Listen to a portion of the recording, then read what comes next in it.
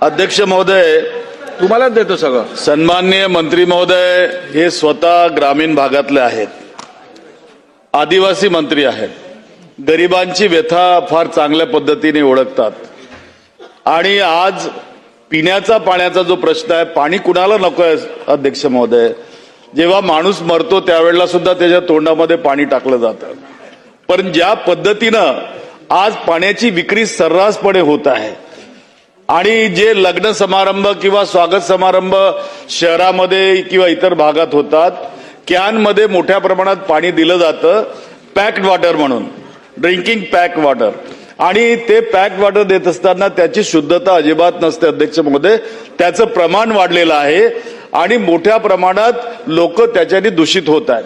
अध्यक्ष महोदय, माझा प्रश्न या ठिकाणी असा आहे की या ठिकाणी मंत्री महोदयांनी उत्तरामध्ये सांगितलेलं आहे की कायद्यामध्ये 20 लिटरच्या कॅनमध्ये येणारे पाणी अन्न पदार्थाच्या व्याख्येत किंवा संज्ञेत येत नाही. नंबर 1. नंबर 2, त्यांनी असं म्हटलं की ड्रिंकिंग वॉटर म्हणजे purified means water other than packed drinking water and natural mineral water which is offered और sold through water vending machines असे नमूद आहे. माझं म्हणणं असं आहे की अन्न व औषध प्रशासन विभाग हे शुद्ध अन्न किंवा पाणी मिळते की नाही मिळते लोकांना, नागरिकांना पुरवलं जात, त्याची शुद्धता असते की नाही याची तपासणी करतात. आणि ती तपासणी करत असताना काही अधिकारी जे संगनमत करून असे वेंडर्सकडनं ते पाणी जर लोकांना पुरवत असतील आणि ते दूषित असेल, लोक जर आजारी पडत असतील, तर त्याची या ठिकाणी रीतसर चौकशी होणार आहे का? हा नंबर 1 प्रश्न माझा आहे.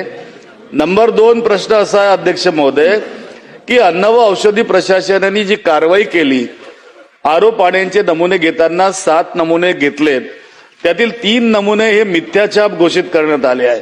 ही बाब अत्यंत गंभीर आहे.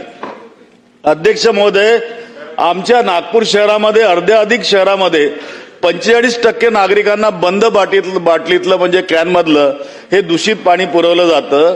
त्याची संपूर्ण चौकशी करून जे पाणी त्या ठिकाणी पुरवलं जातं जे दूषित असेल त्यावर गुन्हा दाखल करून फास्ट ट्रॅक पद्धतीने कारवाई होणार का? हा माझा 3रा प्रश्न.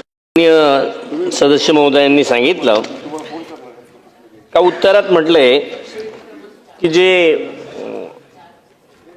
काही पाणी आहे 20 लिटरच्या कॅनमध्ये जे फिरकीच्या बूचनं जे पॅक केलं जातं किंवा तोटीने दिलं जातं, तर ते आता आपण केंद्र सरकारला